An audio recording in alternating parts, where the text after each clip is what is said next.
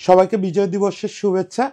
আমাদের বিজয়ের সঙ্গে ক্রিকেটের অসাধারণ একটা সম্পর্ক আছে। আমাদের যে মহান মুক্তিযুদ্ধ, যেটার মাধ্যমে আমাদের জাতীয় জীবনের সবচেয়ে বড় অর্জনটা হচ্ছে, সেখানে আমাদের অনেক ক্রিকেটার, অন্য সব পেশার লোকেদের মতো আমাদের অনেক ক্রিকেটারেরও আত্মত্যাগ বা এগুলো জড়ায় আছে। ফলে এই দিনটায় যখন ওয়েস্ট ইন্ডিজ থেকে আমাদের ক্রিকেটাররা ছোট্ট একটা জয়ের খবর পাঠায়, সেটা একটু মাহাত্ম্যপূর্ণ হয়ে ওঠে। কোনোভাবেই ক্রিকেটের একটা জয়কে বিজয় দিবসের কাছাকাছি আনার কোনো সুযোগ নেই, সেটা বিশ্বকাপ জয় হলেও না। তারপরেও এটা আনন্দে একটু মাত্রা যোগ করে, ওই যে বলে না চেরি অন দ্য কেক, সেরকম। আজকে সকালে যদিও খুব টেনশনে ছিলাম যে আসলে বিজয় দিবসের দিন মুখ কালো করে কথা বলতে হয় কিনা, শেষ পর্যন্ত তাসকিন হাসান, আলটিমেট হিরোর নামটা একটু পরে বলতেছি, এই দুজনের দারুণ বোলিংয়ে শেষ পর্যন্ত আমরা একটা, যেটা বলে ওই যে রুদ্ধশ্বাস জয় পাইছি। খুবই খুশির ব্যাপার। সবাইকে বিজয় দিবসের শুভেচ্ছা তো জানালামই, সেই সঙ্গে এই ছোট্ট বিজয়টারও একটু শুভেচ্ছা। তো আপনারা যেটা সবসময় বলি যে ম্যাচ রিপোর্ট, ম্যাচ বিশ্লেষণ, এটা করার জন্য তো বাংলাদেশে অনেক যোগ্য লোক আছেন, তারা করবেন। আমি ম্যাচ নিয়ে হয়তো একটা দুটো লাইন বলবো, কিন্তু মূলত একটু শেখ মেহেদী হাসান, যাকে আপনারা শাক মেহেদী হাসান বলে ট্রল করেন, সেই শেখ মেহেদী হাসানকে নিয়ে 3-4টা লাইন বলবো। ম্যাচটা নিয়ে একটু বলি যে আপনারা ব্যাটিং দেখে খুব বেশি হতাশ হবেন না, যে ব্যাটিংটা হচ্ছে এই উইকেটটাই আসলে ব্যাটিং করার জন্য, মানে ওই যে টি-20-র যে ফ্রি ফ্লোয়িং ব্যাটিং, ওইটার জন্য খুব উপযুক্ত না। হ্যাঁ, অবশ্যই লিটন, তারপরে আমাদের তানজিদ তামিম বা আফ্রিদ, ওরা যেটা করছে এটা ক্রাইম। এই উইকেটে তিনজনেরই যোগ্যতা ছিল থেকে 130-140 স্ট্রাইক রেটে রান করা। সেটা করলে আমাদের রানটা হয়তো 150-160 প্লাস হতো। সেটা তারা করতে একদমই ব্যর্থ হয়েছে। লিটন তো ধারাবাহিকভাবে ব্যর্থ হয়ে যাচ্ছেন। আমি জানি না, আমার ধারণা বাংলাদেশে কেউ জানেন না এবং পৃথিবীরও কেউ জানেন না যে লিটনের এই প্রবলেমের সমাধান কোথায়। যে মাঝে মাঝে একটা দুইটা ইনিংস খেলবেন যে পুরো বিশ্ব অবশ হয়ে যাবে, তারপর থেকে লিটনের জন্য আমাদেরকে এই রোজ এই হতাশা প্রকাশ করতে হবে। আফিফের ক্ষেত্রে আমি এক লাইনে একটা কথা বলবো, আফিফ, আপনার এই সুযোগটা নেওয়া উচিত ছিল। আমার আরও দুটো সুযোগ পাবেন, কিন্তু এটা কাজে লাগাতে হবে। আপনি টপ অর্ডারে খেলার জন্য অনেক মান অভিমান করছেন, আমরাও অনেকবার বলছি যে আফিফকে স্পয়েল করা হচ্ছে লোয়ার অর্ডারে খেলায়, পরে টিম থেকেও বাদ দিয়ে, কিন্তু এখন তো টপ মিডল অর্ডারে জায়গা পাচ্ছেন, জায়গাটা নিতে হবে, দ্রুত নিজেকে প্রমাণ করতে হবে। আর তানজিদ তামিম, স্টিল আমি বিশ্বাস করি যে সে টি-20তে বাংলাদেশের বেস্ট ওপেনারদের একজন না। তারপরে এই জায়গা থেকে সৌম্যর একটা সেন্সেবল ইনিংস, সৌম্য সাধারণত সেন্সেবল ইনিংস কম খেলেন। সৌম্য তো সবসময় মাথা খারাপ করা ব্যাটসম্যান, তারপরেও গত কিছুদিন দেখতেছে তার দারুণ উন্নতি হয়েছে। বিশেষ করে হাতুড়ু এই দফা তাকে যে ফিরালো, তারপর থেকে কিন্তু সে বেশ পলিশড ব্যাটিং করতেছে, মানে তার মাথা খাটাচ্ছে সে। আমি সবসময় বলি যে ও হচ্ছে বাংলাদেশের সবচেয়ে বেশি ব্রেইন ফেড ব্যাটসম্যান। সেই জায়গা থেকে সে সেন্সেবল ব্যাটিং করছে, মানে 130 স্ট্রাইক রেটে মনে হয় ব্যাটিং করছে, একটা 40 ইনিংস খেলছে। এটার ফলে আমরা একটা বেস পাইছি। আপনাদের হয়তো জাকের বা মেহেদি, ওদের ব্যাটিংটাও একটু খারাপ লাগতে পারে, বাইরে থেকে এরকম মনে হয়। দেখেন এই উইকেটটার ম্যাচ রিপোর্ট দেখতেছিলাম শুরুতে, তো এখানে ফার্স্ট ইনিংসে অ্যাভারেজ স্কোর হচ্ছে 133। বুঝতে পারতেছেন যে এখানে ব্যাটিং করাটা অত সহজ না, এবং মানে আপনি স্ট্রোক করতে গেলে মরছেন, এখানে স্ট্রোক করতে গেলে মরে যেতে হবে, মানে উইকেট চলে যাবে। ফলে আপনাকে একটু সেন্সিবলি ব্যাট করতে হবে, একটু টিকে থেকে ব্যাট করতে হবে, মনে রাখতে হবে যে এটা 150-60 উইকেট। সেই দিকে মেহেদি এবং জাকের আমাদের নিয়ে গেছেন। সবচেয়ে ভালো কাজটা করছে শামীম, ওকে নিয়ে গত কিছুকাল অনেক কথা বলছি। ওর রোলটাই হচ্ছে এই 7-8-এ যাবে, একটা ঝড় তুলে দেবে, 200+ স্ট্রাইক রেটে একটা দুর্দান্ত ইনিংস খেলে আসছে, ওইটাই আমাদের আসলে 140 ক্রস করা দিয়েছে। এরপর বোলিংয়ের কথাটা যাকে নিয়ে বলতে চাই তারটা সবার শেষে বলি। আমাদের তাসকিন এবং হাসান দুজনই বারবার কামব্যাক করে, মানে দুজনের উপরেই টুকটাক চার্জ হয়েছে, তারপরও তারা যেভাবে ফিরে আসছে এখানে, সেটা আমার কাছে খুব ভালো লাগছে। বিশেষত শেষ ওভারের গেমে হাসান যেভাবে নিজেরে মানে শান্ত রাখছেন এবং জায়গা মতো বল করে গেছেন, পেস কম থাকার পরেও যেভাবে বলের নিয়ন্ত্রণ ঠিক রাখছেন, ট্রিমেন্ডাস। এই সময়টা এসে এইভাবে মাথা ঠান্ডা রাখা খুব কঠিন। আর তাসকিন অনেকদিন ধরে যা করতেছেন, সেই কাজটা আবারও করলেন, যে একদম একা ইয়েটা ধরে রাখা, ওই রান রেটটা চেপে রাখা, উইকেট তুলে নেওয়া। সবচেয়ে বড় নায়ক নিশ্চয়ই শেখ মেহেদী কী করছে আপনারা দেখছেন। 4টা উইকেট পাইছে, এটা কিচ্ছু মিন করে না। 4টা উইকেট পাইছে, এটা কিচ্ছু মিন করে না। উইকেট, আমি আগেও বলছি যে ব্যাটসম্যানদের জন্য স্ট্রোক খেলার জন্য খুব ভালো ছিল না, তার মানে কিন্তু এই না যে এখানে 147 চেজ হবে না, 147 চেজ হবে। কিন্তু শেখ মেহেদী যেটা করছে সেটা হচ্ছে যে তার ভেরিয়েশন মানে আপনারা যদি এখন ক্লাসিক ভেরিয়েশনের সঙ্গে তুলনা করেন, যে আগের কালে যে ক্লাসিক অফ স্পিনাররা যেরকম ভেরিয়েশন করতো, ও কিন্তু ওই রকম না, ওর ভেরিয়েশনটা অন্যরকম। এটা হচ্ছে যে যেটা আধুনিক টি-20 ডিমান্ড করে। আচ্ছা, এইটা নিয়ে আমরা একদিন কথা বলতে পারি। এর মাঝে আমি একটা ভালো রিপোর্ট পড়তেছিলাম, আমার নিজের তো এসব বিষয়ে জ্ঞান নাই, যে আধুনিক টি-20তে স্পিনাররা কীভাবে মানায় আনেছে, কতটা লেন্থ খাটো করছে এবং কত পার্সেন্ট হারে তারা রান কম দেওয়া শুরু করছে।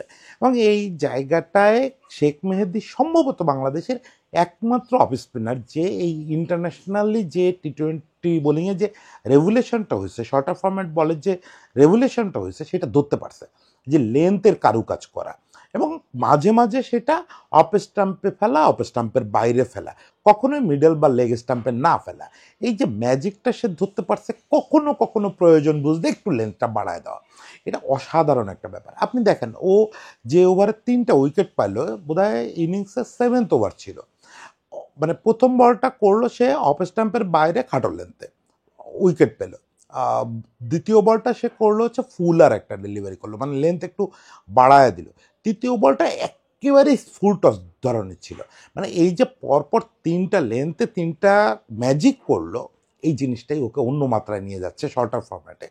এই জিনিসটা আমাদের ম্যানেজমেন্টকে খুব দ্রুত বুঝতে হবে। আমি যখন সাকিব তার লাস্ট টেস্ট খেলে ফেললো, তারপরে একটা কন্টেন্ট করছিলাম যে নেক্সট সাকিব কে হবে, তখন আমি বলছিলাম যে একমাত্র মাহাদির যোগ্যতা আছে খুব কাছাকাছি যাওয়ার সাকিবের।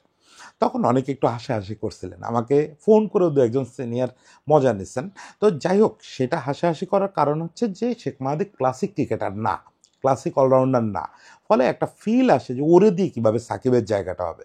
প্রথমত আপনাদের বুঝতে হবে যে একটা রেডিমেড সাকিব বাংলাদেশে এই মুহূর্তে নাই, কোনো জায়গায় নাই। যদি একেবারে আমাদের ছোটদের মধ্যে এখন যারা আন্ডার 17-19 খেলতেছে, এই জায়গায় 2-3টা খেলোয়াড় আছে যাদেরকে নার্সিং করলে হইলেও হইতে পারে, নাম বলতেছি না, নাম বললে চাপ হয়ে যাবে, আমি সাকিবের সঙ্গে কারো তুলনা করতে চাই না। সেক্ষেত্রে সাকিবের এই মুহূর্তে আমরা অভাবটা কিভাবে পূরণ করব? সাকিব থাকা মানে তো একটা পুরোদমের ব্যাটসম্যান, পুরোদমের বোলার, সেই জায়গায় আমাদের একটু কম্প্রোমাইজ করতে হবে। এই মুহূর্তে আমাদের সাকিবের জায়গাটাতে যাদের ইউজ করতে হবে, 3জনই মূলত বোলার, ব্যাটে কিছুটা রান আছে। লঙ্গার ফরম্যাটের জন্য সেটা তাইজুল, শর্টার ফরম্যাটের জন্য হচ্ছে নাসুম আর মেহেদি। এখন এই 3জনকে আপনার ইউজ করতে হবে। 3জনের ব্যাটে হালকা পাতলা রান আছে, তার ভিতরে সবচেয়ে ভালো রান আছে হচ্ছে মেহেদির ব্যাটে, মানে শাক মেহেদি। এই মেহেদির ব্যাটে যে রানটা আছে, এটার ইউজ করতে হবে। এই জায়গাটায় কি ব্যাপারটা দেখেন, শর্টার ফরম্যাট মানেই আপনি নাসুমরেই ক্যারি করবেন তা না, নাসুম থাকবে দলে, নাসুম থাকবে ব্যাকআপ হিসাবে। যদি কোনো কারণে মেহেদি পরপর 2-3টা ম্যাচ ফেল করতে পারে, ওর বোলিং স্টাইলের ভিতরে এবং ব্যাটিংয়ের যে মানে অস্থিরতা, এটার মধ্যে সম্ভাবনা আছে যে সে কখনো কখনো ফেল করবে। সেক্ষেত্রে নাসুম ব্যাকআপ করবে বা ইনজুরিতে পড়লে ব্যাকআপ করবে। নাসুমকে আমি খুবই পছন্দ করি, নাসুম ভালো প্লেয়ার, কিন্তু নাসুম ফার্স্ট চয়েস হবে না শর্টার ফরম্যাটে। শর্টার ফরম্যাট ওয়ানডে টি-20 দুটোতেই শর্টার ফরম্যাটে আমাদের এখন ফার্স্ট চয়েস হতে হবে শেখ মেহেদি। বোলিংয়ে কেন, সেটা তো আপনারা বুঝে ফেলছেন যে শর্টার ফরম্যাটের বোলিংয়ে এই মুহূর্তে বাংলাদেশে হচ্ছে ভালো কেউ বোঝে না। ইনফ্যাক্ট আমি বলবো, শুধু যদি টি-20 হিসাব করেন, তাহলে সে আব্দুর রাজ্জাককে চ্যালেঞ্জ করার যোগ্যতা রাখে। আব্দুর রাজ্জাক বাংলাদেশের best ever shorter format bowler, মানে সাকসেস রেটের দিক থেকে। সেই জায়গায় সে টি-20 জায়গায় যদি দেখেন, তাহলে আমি বলবো যে সেই জায়গায় তার চেয়েও শেখ মেহেদি আগায় আছে। এবং ওই যে ভেরিয়েশন, লেন্থ ভেরিয়েশনের জায়গায় যদি বলেন, তাহলে আমি একবারে নিষ্ঠুর হয়ে বলবো যে শেখ মেহেদি আমাদের এখনো পর্যন্ত টি-20তে এই লেন্থ ভেরিয়েশন করতে পারা এবং টি-20-র একবারে পোস্ট মডার্ন যে বোলিংটা, এই বোলিংটা শিখতে পারা একমাত্র বোলার। বাকিরা কেউ এই জিনিসটা বুঝতে পারে না, ইভেন সাকিবও বুঝতে পারতো না যে লেন্থ ভেরিয়েশন করে কেমনে ব্যাপারটারে দখলে নিতে হবে। ফলে শর্টার ফরম্যাটে আপনাকে শেখ মেহেদিকেই রাখতে হবে। এবং সেখানে মজার একটা ব্যাপার হচ্ছে, ওর ব্যাটে রান আছে। আজকের ইনিংস দেখে কিছু ভুল বুঝবেন না, কারণ আজকের ইনিংস ওই যে বললাম যে এটা ফ্রি ফ্লোয়িং ব্যাট করার ইনিংস না। ও দেখবেন যেদিন ফ্ল্যাট উইকেট পাবে, ওদিন পিটায় দেবে। এটা এই ফ্ল্যাট উইকেটের কথা আরেকটা জিনিস বলি, ফ্ল্যাট উইকেটে শেখ মেহেদির আশেপাশে বাংলাদেশে কোনো বোলারই নেই, সেটা মানে যে কোনো ফরম্যাটে। ইভেন যদি মানে একদম ঢাকা চট্টগ্রাম হাইওয়ের মতো উইকেট হয়, তাহলে আমি কিন্তু মানে আমারে যদি টিম নির্বাচন করতে বলেন, আমি কিন্তু তাইজুলকে ড্রপ করে শেখ মেহেদিরে নিয়ে নেব, তাতে তার লঙ্গার ফরম্যাটের রেকর্ড যতই খারাপ হোক। কারণ ওই হাইওয়েতে বল করার যোগ্যতা শুধু শেখ মেহেদির আছে, হাইওয়েতে বাকিরা কেউ বলই করতে পারে না। মানে অত ফ্ল্যাট উইকেট হলে বাকিরা আমাদের স্পিনাররা কেউ বলই করতে পারে না।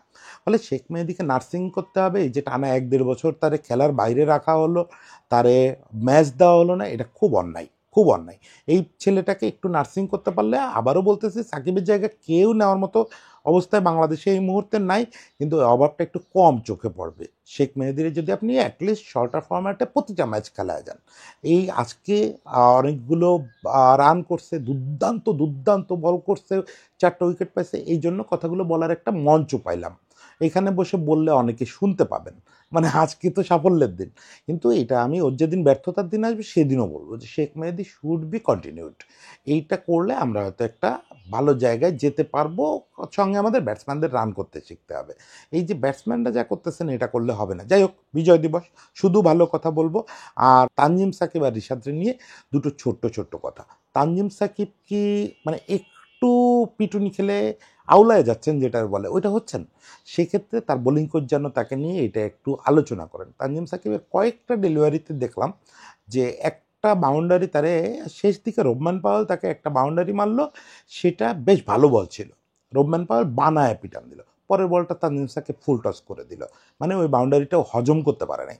এমনিতে তো আমি ওকে চিনিও, অ্যাগ্রেসিভ ছেলে, অ্যাগ্রেসিভ ছেলে পেলেদের এটা একটা বড় সমস্যা যে কোনো অ্যাটাক নিতে পারে না। তো ওইটা একটু হচ্ছে কি না তানজিম সাকিবের, তা নাহলে তানজিম সাকিব কিন্তু বোলিং খুব খারাপ করে নাই। ওই প্রথম ওভারের ওই যাচ্ছে তাইটা বাদ দিলে পরের ওভারগুলোতে কিন্তু সে বল ভালো করছে। এটা একটু দেখেন, আপনারা রাগ করেন না, একটু রিপ্লে দেখেন, বলগুলো কিন্তু ভালো হয়েছে। দু একটা ওই যে হঠাৎ করে মাথা কি হয়ে গেছে, একটা চার মারলো কেন, মাথা কি হয়ে গেছে। আর রিশাদের ব্যাপারটা, রিশাদ অনেক ফুলার বল করতেছে, অনেক ফুলার বল করতেছে, কেন হচ্ছে এটা? ইয়ে তো বোধহয় নাই এখন, মুশতাক ভাই তো টিমের সঙ্গে নাই, টিমের সঙ্গে কাউকে দরকার, সেক্ষেত্রে সোহেল ভাইকে, মানে যদি মুশতাক ভাইকে যখন না পাওয়া যায়, সোহেল ভাইকে টিমের সঙ্গে রাখতে হবে এবং রিশাদকে গাইডের মধ্যে রাখতে হবে। দরকার হলো ওয়াহিদ ভাইরে অনারারি কোনো একটা রোল দিয়ে টিমের সঙ্গে রাখেন। রিশাদ তো খুব বাচ্চা ছেলে, ওর লেন্থ তো হারায় ফেলতেছে, অনেক ফুলার বল করতেছে, অনেক ফুল টস বল করতেছে, এরকম হলে ছেলেটার ক্ষতি হবে। দেখেন আমাদের এই মানের লেগ স্পিন তো এর আগে আমরা পাই নাই, ফলে রিশাদ কোনো কারণে হারায় গেলে কিন্তু খুব ক্ষতি হবে। এটা ওয়ানডে সিরিজ থেকে শুরু করে এই পর্যন্ত, এক ম্যাচ দেখে বলতেছি না, এই পর্যন্ত প্রত্যেক ম্যাচে দেখলাম লেন্থটা খুব বাজে হয়ে গেছে। এই লেন্থে এর আগে ওই শ্রীলঙ্কার বিপক্ষে সিরিজ বা টি-20 ওয়ার্ল্ড কাপে কি সুন্দর লেন্থে বল করলো, লেন্থটা কেন নষ্ট হলো? আচ্ছা, আমি একটু স্পিন কোচদের সঙ্গে আলাপ করে একটা প্রয়োজনে আলাদা কন্টেন্ট করবো। সবাই ভালো থাকবেন। আজকে কোনো খারাপ কথা না, আজকে শুধু বিজয় দিবসের কথা, আনন্দের কথা। সবাই রাস্তায় নেমে যান, বিজয় দিবস সেলিব্রেট করেন, সঙ্গে এইটা একটা বাড়তি আনন্দের উপলক্ষ হোক। সবাই ভালো থাকবেন।